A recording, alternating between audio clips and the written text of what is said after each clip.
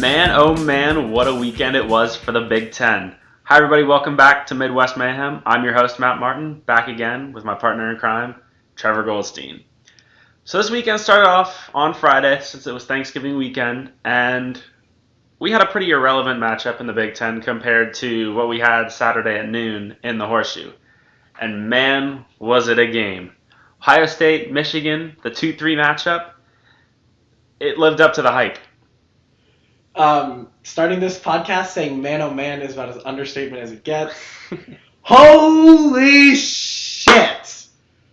Alright, that's all I gotta say about that. I haven't stopped thinking about that game since the moment it started. It was the worst 4 hours of my life, turned into the best 4 hours of my life. Gonna give props to Michigan. They came into Columbus, played a hell of a game. Super props to Wilton Speight. I thought there was no chance you were gonna play. Very impressed with how you played, the way you played, and a great pass to Malik Hooker. I mean, that team up north, they played a great game pretty much the entire game except for the fourth quarter.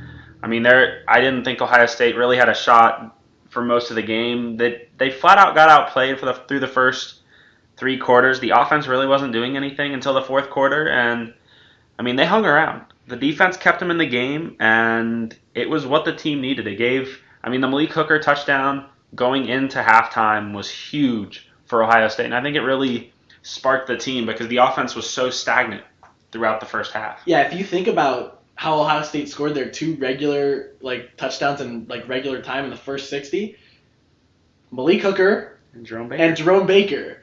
I mean, they totaled, the offense did, 13 yards of offense on 14 points. This was the defense. I mean, yeah, we would have had a couple more points if Tyler Durbin hadn't had a rough game, and that's an understatement as well. But you know what? Everything happened. It's okay. And all the props in the world go to Ohio State's defense for showing up once again. And shout out to my main man at Oklahoma. But what a basic defense. It was a phenomenal game and an incredible atmosphere to be a part of. I was so glad I ended up buying a ticket to the game. I mean, the game ended with that Curtis Samuel touchdown. I don't even remember watching Curtis Samuel walk into the end zone. We were too busy celebrating, and by the time I turn around to look what's going on, the entire 5 rows in front of us had already left to go to the field. So we took off running after them. We went onto the field, we stormed Ohio Stadium, and it was just an incredible 5 hours on Saturday. And it's something neither of us are ever going to forget. And someone in this podcast, hint, it's not Matt, got a selfie with Urban Meyer. And I was standing right next to him. And hint, it wasn't Matt. So It was pretty cool. I'm pretty jealous of Trevor's selfie. But, I mean, aside from the game in the Big Ten this weekend, Penn State beat Michigan State on Saturday afternoon, clinching a spot in the Big Ten championship as the Big Ten East representative, leaving both Ohio State and Michigan out of the Big Ten title game. That has huge playoff implications, and we'll talk about that a little bit later. But otherwise, in the Big Ten, the Friday game, Nebraska had a chance to potentially get to the Big Ten championship game, and they got clobbered by Iowa, 40-10. They really didn't show up, and as a result, they let Wisconsin walk into the Big Ten championship game representing the West. And Wisconsin didn't have to beat Minnesota on Saturday, but they did. They take home Paul Bunyan's axe and carry a little bit of momentum in Indianapolis this weekend for a pretty big showdown between Penn State and Wisconsin. Yeah, raise your hand if you had Penn State coming out of the East. If any of you are raising your hand, you're lying. And if any of you are really raising your hand truthfully, then all the props to you, because I'm sure if I took a survey of 100 people, 100 people would have either said Michigan or Ohio State are coming out. So Penn State, great season. I believe James Franklin won Big Ten Coach of the Year from the media, and Paul Chryst of Wisconsin won it from the coaches. Yep. Both of them very well deserving. Both had great seasons. I'm very intrigued by that matchup. I don't want to say I'm not sold on Penn State yet because they beat us, but I'm not sold on Penn State yet. I want to see them do it again this week before I completely buy into them I'm I'm excited for that game, especially for a game that doesn't include Ohio State. It's going to be a really good football game. If you like running backs, you've got Saquon Barkley, hopefully if he's healthy, and Corey Clement. Two really solid defenses. Penn State's defensive front, for all the hype that Wisconsin's defensive line gets, Penn State's defensive front four are like next level good. They are the reason that Ohio State lost in Death Valley or Happy Valley. So gonna be a really close game, and I think Trace McSorley is the difference maker. Yeah, we'll touch on that game a little bit later when we look at the 5 conference championship games that we're gonna pick. Matter. The 5 conference championship games that matter. But I want to take a minute now to talk about the playoff rankings that just came out tonight, and they kind of signify, or it really showed what the committee thinks about Ohio State and their positioning right now. So the top 4, number 1, Alabama, number 2, Ohio State, just like last week. Michigan losing, they dropped to 5 and let Clemson jump up to 3 and Washington climb to the 4th spot. So right now, those are your 4 teams that maybe if everything stays the same, if everybody wins who's supposed to win, they will probably be your 4 teams that will be playing in the college football playoff. But some other things to look at in these rankings are Wisconsin at 6 and Penn State at 7 playing each other in the Big Ten championship game. Colorado's sitting at 8. They jumped Oklahoma this week after a win against Utah. It wasn't that impressive of a win, but they do jump Oklahoma, which is pretty significant because to me, that says that regardless of who wins the Battle of Bedlam, the Big 12's out. I don't think that either of those teams can jump either of the teams ahead of them because 5 is playing 6, or 6 is playing 7, and 4 is playing 8, which means that 9 and 10 are both out. Yeah, and 2's not even playing. So, and 2 is maybe the most impressive resume in the entire country. Absolutely. That'll be hard for Oklahoma to jump because head-to-head. What happened in week 3? Well, Ohio State just happened to go to Oklahoma and not just win, but win very convincingly, beat Oklahoma. I will say the one thing I'm curious about is at 10 was Oklahoma State. Does the committee view them as a one-loss team or a 2-loss team? I mean, if they were a one-loss team, they'd be probably a lot higher up, even ahead of Wisconsin or Michigan at this point. For those of you that don't know what happened, Oklahoma State played against Central Michigan, in a game this year that was a little bit in doubt, and in fact, the conferences came out afterwards and said that the referees messed up. Central Michigan got an extra play that they shouldn't have gotten, that they won the game on. So Oklahoma State's head coach Mike Gundy has been saying their team is 10-1 all year, but the records say they're 9-2. There's a simple solution to Mike Gundy's problem. Don't give up a Hail Mary on the last play of the game. Regardless of whether the play should have gotten off or not, don't give up a Hail Mary. It's a simple solution. You're the more talented team. Don't let Central Michigan throw the ball 50 yards on you. Convert and then run 10 yards or the last 10 yards all the way to the outside of the field and score. Play defense. Don't give up a Hail Mary to a MAC team, and you will be at 10-1. Don't complain about it since you didn't show up on the field and stop Central Michigan. Another thing that I saw in the committee's rankings this week that kind of surprised me. Florida State is sitting at 12, and Louisville's sitting at 13. I look at that. Yes, Louisville lost last week to Kentucky. And yes, Florida State beat Florida. But did the two teams not play earlier in the season? And did they didn't play. One team played that day, and the other team just showed up and realized, oh crap, that other team is better. Like Louisville already won by 43 points. I cannot believe that the committee has decided to put Florida State over Louisville this week. Those two teams don't play.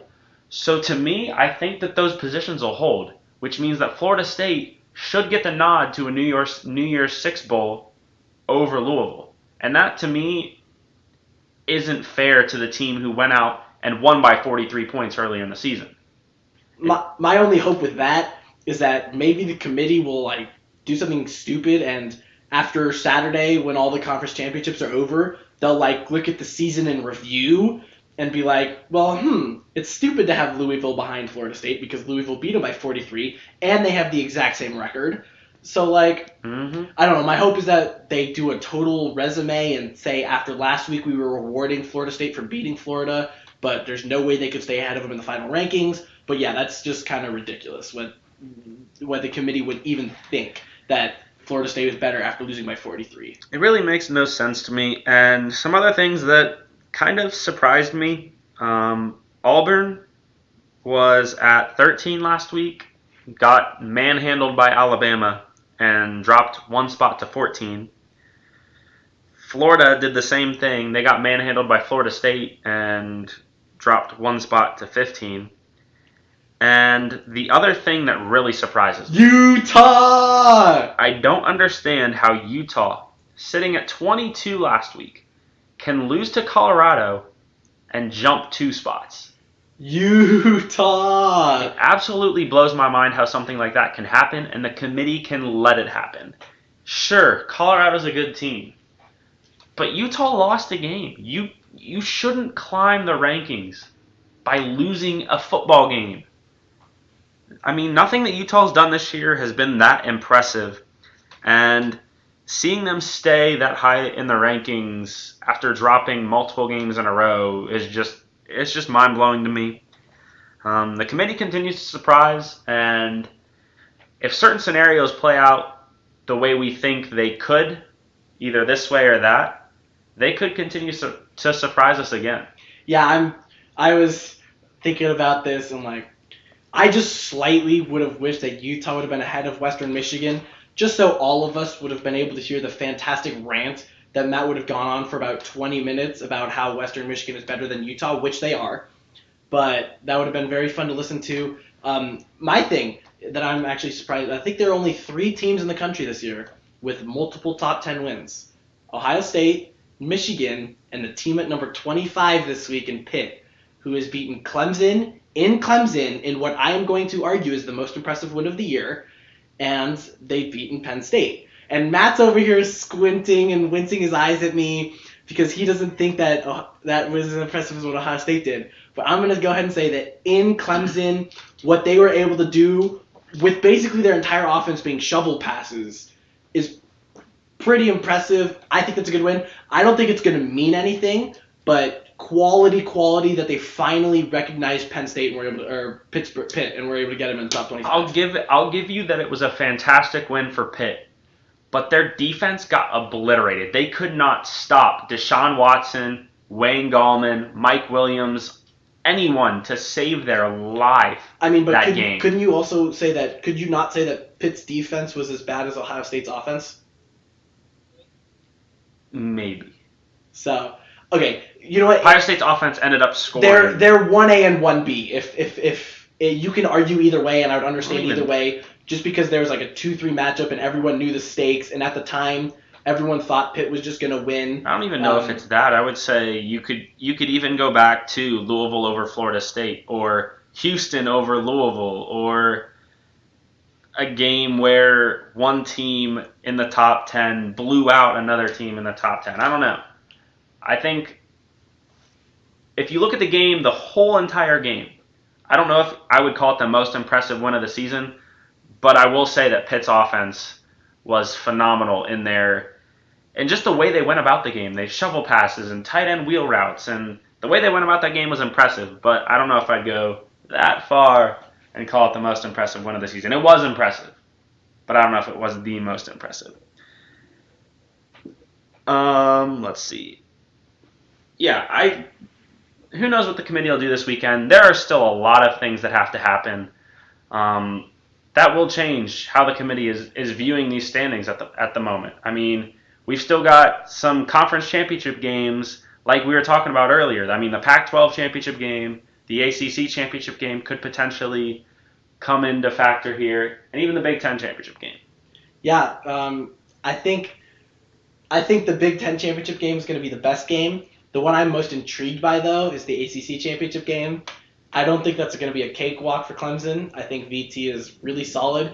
And if Clemson loses, then we are going to have a shit show Sunday morning because there is going to be a 2-loss Big Ten team in if Clemson loses. Oh, I think no doubt about it. I mean, the college football world will be going nuts from midnight to noon on Sunday. I mean, if Clemson loses, the Big Ten champ will get in. And then I think you bring up the debate that even Michigan could potentially be in because Michigan is also a 2-loss team that would have beaten the Big Ten champ. So if Clemson loses, the college football world will be flipped upside down. It'll be very interesting to see the debate that will happen within that 12-hour time span on who will take Clemson's spot. It's gonna be a great 48 hours. I can't Something's wait. gonna happen. I just feel that something's gonna happen. No team in the prior 2 years has gotten in if they haven't been 5 or 4, 3, 2, or 1 by the second to last ranking. Mm-hmm. This might be the year. This could be the year. Especially with 6 and 7. With these matchups that we have in conference championships, I mean, it could definitely be the year that happens.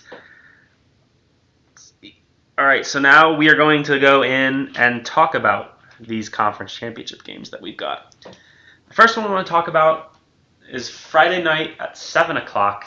We got some action in Detroit. Western Michigan takes on Ohio. And to me, I don't think this matchup should be close. We're going to have a really motivated Ohio football team that comes into this game. But we've seen a really motivated Western Michigan team show up every single night that they've been on the field this year. I don't think they'll have a problem getting up for this game. They could get to 13-0 and clinch their spot in the New Year's Six. Because I don't think you can keep out a 13-0 football team in the non-Power 5 and replace them with Navy. Navy's got 2 losses, regardless of whether they beat Temple on Saturday. I don't think that you can keep out an undefeated Western Michigan team. I think Western Michigan's offense is going to be too much for Ohio in this game. They are going to row the boat to a MAC championship and then on to Dallas for the Cotton Bowl.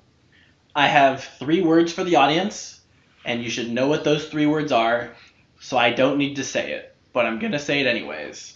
Row the boat. Nothing more needs to be said. It's that simple. PJ Fleck is a master motivator. He's going to get these guys up. This is Zach Terrell's second to last college football game. Corey Davis's second to last college football game. These guys are going to get up ready to go. They are ready to make some history, go 14-0. Because they remind me exactly of Houston of last year when Houston was able to beat Florida State. This team looks poised, ready to go. I think Western Michigan's going to win this game. I think it's going to be fun to watch. And since it's on Friday night at 7 o'clock, there aren't any other football games going on. Even if you just watch for a little bit, tune in for the end of the first quarter and watch PJ Fleck and the entire Western Michigan unit that's on the field sprint from one end of the field to the other. It's a good time. You don't really see anything like that in college football, and I think a guy like PJ Fleck, having him around college football is phenomenal for the game. With the coaching carousel that's going on right now, I really hope he stays at Western Michigan, but I would not be surprised if he went to take a more high-profile job. The other game on Friday night is one of huge playoff implications in the Pac-12 at 9 o'clock Eastern, Washington and Colorado. Yeah, okay, so we have Jake Browning, Heisman candidate, I think. Matt doesn't think so. Nope. Myles Gaskin, great running back, and then John Ross. So you have, he's a dynamic wide receiver. You have 3 options of Washington that can take over the game, and that's not mentioning some of their other wide receivers who can take over a game. Or Budda Baker. That's not even mentioning their defense. Here's my thing, is if Mike McIntyre doesn't win Coach of the Year, Colorado's head coach, something is wrong. Colorado went 1-8 in Pac-12 play last year. This year they went 8-1. They beat Stanford up in the farm 10-5 in a game in which Christian McCaffrey played and was mostly healthy. They look legit. And I don't want to pick them just because I want to see chaos. I'm going to pick the team that I think is best suited to win that game. So I'm going to go ahead and pick Washington. But it would not surprise me at all if Colorado wins, because I am very big on the whole phrase of defense wins championships, and Colorado's defense is elite. They are the one elite defense in the Pac-12, and Colorado, especially their secondary, it's very difficult to pass on Colorado's secondary. I think Jake Browning's going to have some troubles. I think they're going to pull it out in the end, though. I think Washington's going to win. I cannot believe he just called Colorado's defense elite. We watched Luke Falk pass all over Colorado's defense 2 weeks ago, and the reason that they lost is probably the multiple drops by Washington State wide receivers when they were blatantly wide open. We watched Luke Falk throw it all over him. I think Washington State averaged 50 points before that game. And yeah, you can call it drops or whatever you want, but they only scored 24. Like, you hold a Mike Leach Washington State team to 24 points, you've done some really good stuff on the defensive How many end. points did Michigan score on Colorado? 45? Yes, but that was a Jabril Peppers and the Jabril Peppers doesn't do anything on offense. Seppo Lufau got injured. That has nothing to do with the defense. No, I'm willing to excuse them because Colorado's defense has gotten a lot better. Whatever. They've gotten a lot better throughout the season. Get out of here. All right, well, I have not been impressed with Colorado to this point. I think Lufau is a pretty solid quarterback, but I haven't been impressed with anybody else on the team. I think that Washington, I really don't like Washington either. I don't think the Pac-12 is having a great year this year. Jake Browning doesn't impress me either. Again, the only good defense he's played was USC, and he got kind of exposed along with the entire Washington offense. The one player I am impressed with on Washington, though, is Budda Baker. The more I watch the linebacker for Washington, the more I'm impressed with his range. He can fly all over the field. He's a solid tackler in space. That's something you don't see a lot of in college football, even from Jabril Peppers. I wasn't impressed with Jabril Peppers' tackling this weekend, but when I watch Budda Baker play football, he's a solid tackler, and I think he'll be the difference maker on Saturday. I think he'll be able to contain Lufau, keep him in the pocket, not let him run, and barrel over the Pac-12 defense like he's been able to. And I think Washington will be able to handle Colorado. I'd love to see the chaos. It would be so much fun, but I don't think Colorado's that good. I think they're slightly overrated, and I think Washington will take this one. In honor of my good friend Jacob Davis, who I'm going to call you out if you're not listening this week, go Buffs! Alrighty. Well, moving on to our third game. It is a pseudo Big 12 championship, if you want to call it that. The Battle of Bedlam. It is a noon game on Saturday. Oklahoma State and Oklahoma. I want this game to be close because it's always good when Bedlam is a really good game. Mm-hmm. Tell me one person. Tell me one team in the Big 12 that can stop D.D. Westbrook. I can't. Tell me anyone you've seen even come remotely close to stopping D.D. Westbrook. Nobody. Ohio State. Well, okay, I'm talking the Big 12 here. Why would that change in Bedlam? It's not going to. And if you can't stop D.D. Westbrook, you can't stop Baker Mayfield. And if you can't stop Baker Mayfield, you can't stop the offense. I just think, as much as I want the game to be close, Oklahoma is much better and is going to dominate in this game because Bob Stoops is going to tell his guys that they still have a chance to make the playoffs if something crazy happens. Now, he's wrong because the Big 12 has zero chance of making the playoffs because the Big 12 is bad.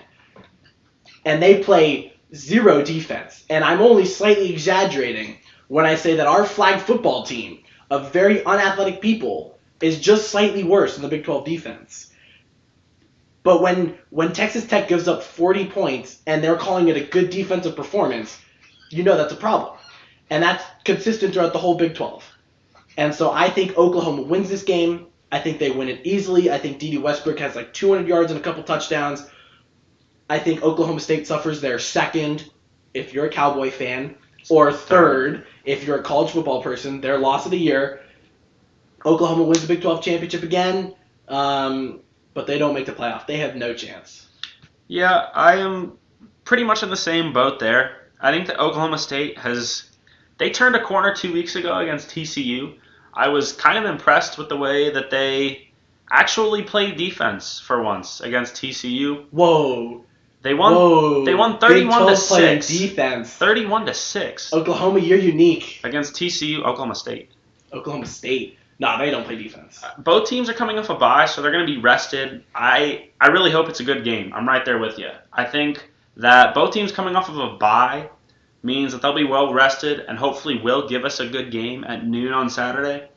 But I'm right there with you. I think Oklahoma's offense is going to be way too much to stop. D.D. Westbrook has been impressive pretty much all year long, except for that one game in September against a basic defense. A pretty basic defense. And I think Oklahoma shouldn't really have any issues, but I do hope it's close. And yeah, I mean, Big 12 is out. Big 12 is unless out. Ohio State loses this next weekend, and then they have a chance, but I don't think that's going to happen. All right, the fourth game on our list is at 8 o'clock Eastern on, I believe it's on ABC. We got the ACC Championship game.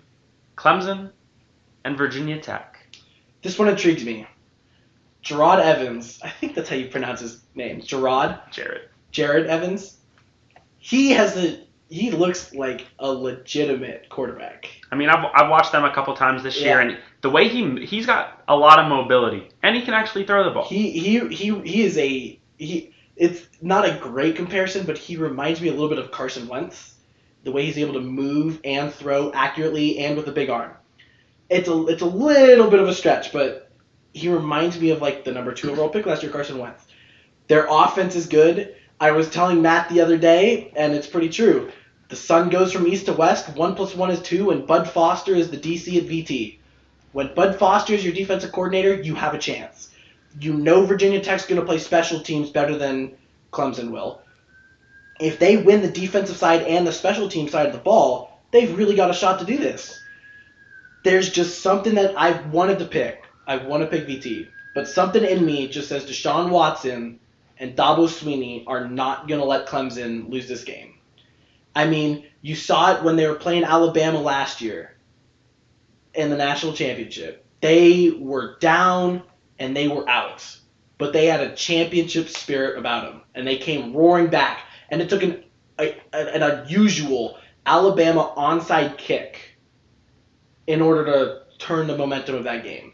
And I think Clemson has the championship spirit. They do it again in this game. They become the ACC champions in a very close game. And I will be rooting for Virginia Tech very hard, but I think Clemson wins. Oh, I mean, we'll all be rooting for Virginia Tech, and we'll be rooting for Colorado, and we'll be rooting for chaos. But I'm right there with you. I don't think Virginia Tech... I mean, Bud Foster is a phenomenal defensive coordinator for the Hokies, but I don't think Virginia Tech has anybody in their secondary that can cover Mike Williams, the wide receiver at Clemson. The dude has great size, great speed, phenomenal hands, and I don't know if there are many people in the country that can cover Mike Williams. Yeah, and I mean, they probably don't have anyone who can cover Artavis Scott. And if you don't have anyone who can cover him, then you don't have anyone who can cover Jordan Leggett, and you definitely don't have anyone who can cover Mike Williams, and that could be a problem. I mean, Deshaun Watson's a great quarterback, but he's got so many guys that he can just throw the ball up to, and we've seen it game after game for Clemson. He just lobs the ball up there in the end zone, and they go get it. He doesn't have to do much. He's a good quarterback, but he doesn't have to do much. And I think that's the difference maker for Clemson. I mean, they're not playing a top-tier talented team here in Virginia Tech. I mean, this is Justin Fuente's first year, and if you've listened before, you know how much I like Justin Fuente. I was a huge fan of what he did at Memphis last year, and I think he's got this program moving in a great direction. But I think it's 1 or 2 years too early for Virginia Tech. I mean, if this is 2 years down the road, I think they're winning this game. But he doesn't have the players that he wants yet, although they are very talented right now, but young. And I think if Virginia Tech has any hope, Jared Evans, quarterback, has got to have a career day. He's got to have the game of his life to beat Clemson, and, I wouldn't put it past him. We've seen crazier things happen this year in college football, and Virginia Tech winning this game would not be the craziest. We will be rooting for the Hokies, but I think Clemson's offense is just too much to handle. They have a championship spirit about them, and that's something I can only say about 3 teams in the country. And I think all three of those teams are going to make the playoff, and one of them is Clemson. Yep. All right, now moving into our big game of the week, the Big Ten championship game. A ton is on the line here. Maybe a trip to the playoff, maybe a trip to Pasadena for the Rose Bowl. Who knows? We got Wisconsin, we've got Penn State in what should be a very good football game on Saturday night at 8. Yeah, so before we pick this game, I'm going to propose a little brain teaser here to Matt. If Washington loses to Colorado and Penn State beats Wisconsin, who becomes the 4th team in the playoff? All right, this is tough because you pretty much come back to the 3-way tie you had in the Big Ten East between Ohio State, Penn State, and Michigan. Ohio State beat Michigan, Michigan crushed Penn State, and Penn State beat Ohio State. That is a really hard question to ask. I think it would be Ohio State and Penn State just because of the timing of the Michigan loss to Ohio State. I think that game being Michigan's last game really hurts their cause. If Colorado is to win and Penn State also wins on Saturday, I think Michigan is left out just because of the timing of their loss. I think it'd be Penn State and Ohio State.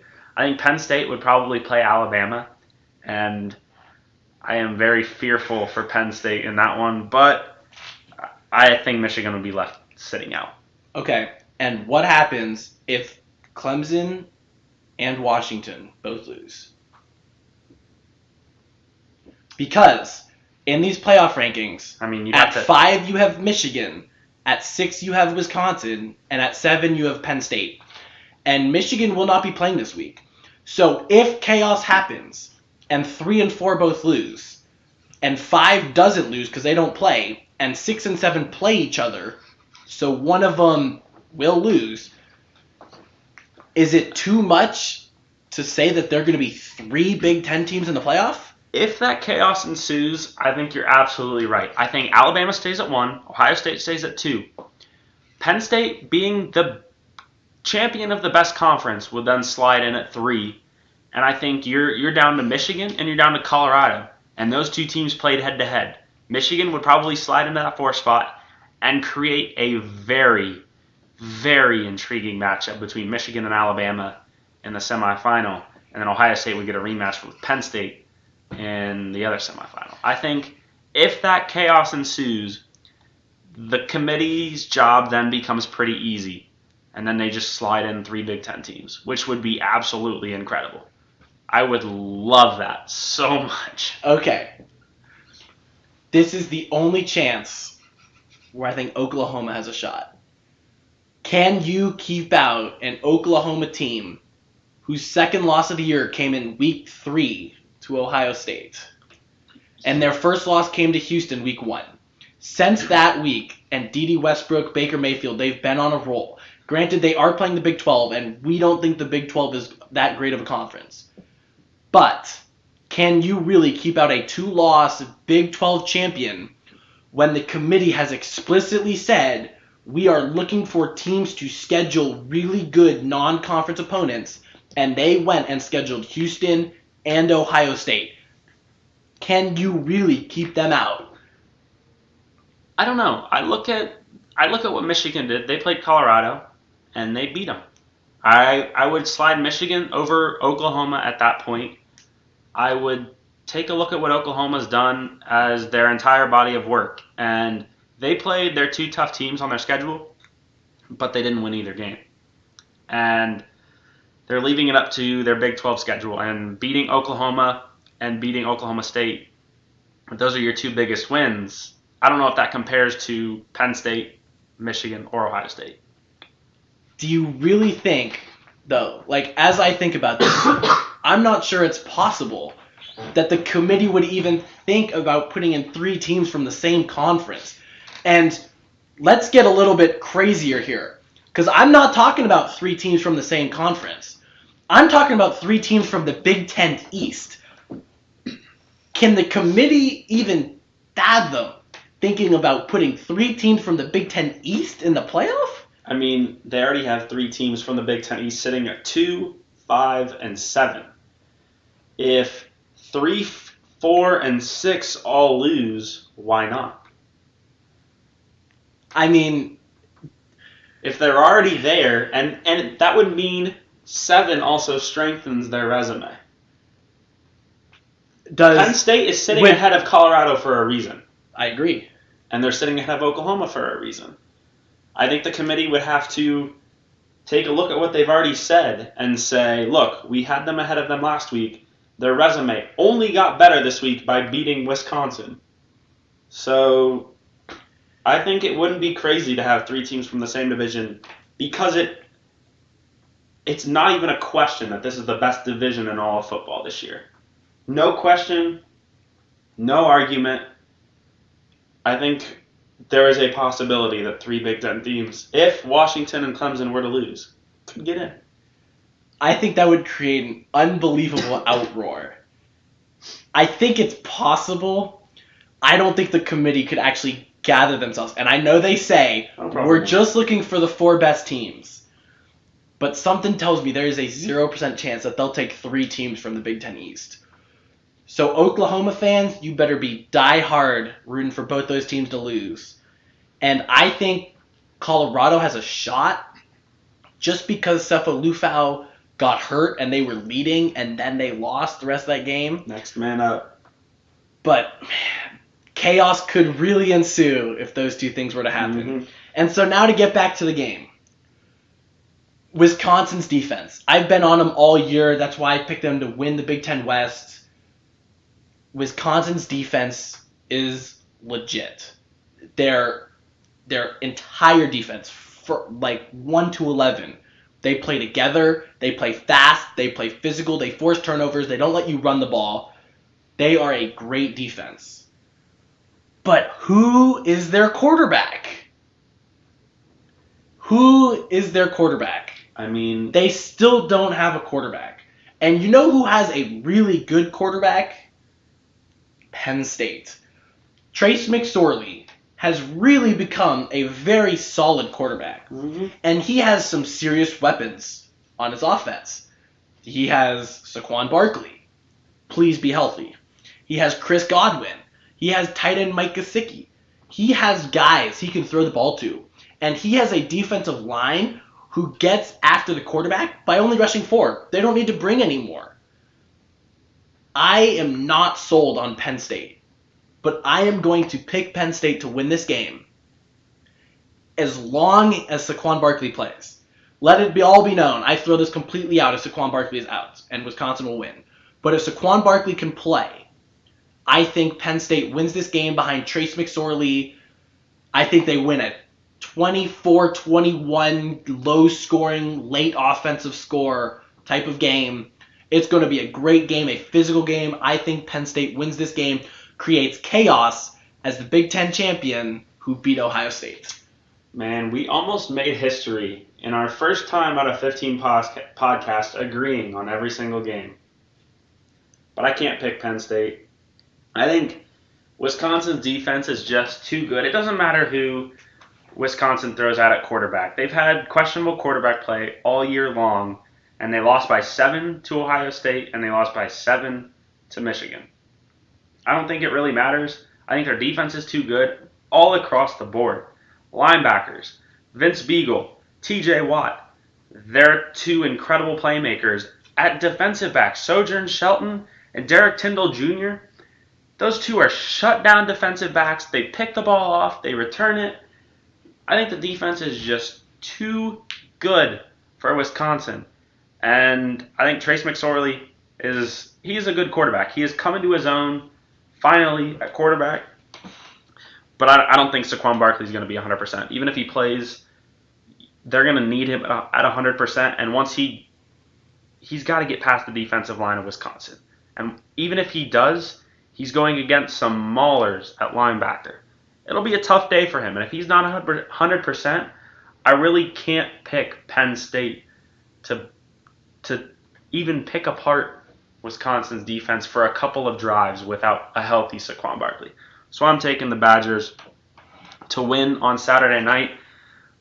But it should be a great weekend of college football. I mean, from starting Friday night at 7, you've got at least probably one good game every time slot that you can just tune into and enjoy watching a maybe competitive football game. I don't know how long Florida and Alabama will be competitive. Yeah, that's why we didn't even pick Florida, Alabama. Alabama's going to win that game by 100. I mean, Florida literally, they can't move the ball in a Big 12 defense, so how the hell are they going to move the ball in Alabama? But there should be good football games all weekend long. I mean, we've got the high school state championship games here in the shoe this weekend, so that'll be fun. I'll probably head out to a couple of those. But enjoy this weekend of football. And come Sunday at noon, turn in your TVs to ESPN because it should be a great selection show. And depending on what happens, it might be a little heart-pounding too. All right, well, enjoy this weekend of football, people. Thank you for tuning in. We look forward to having you next week to talk some more college football.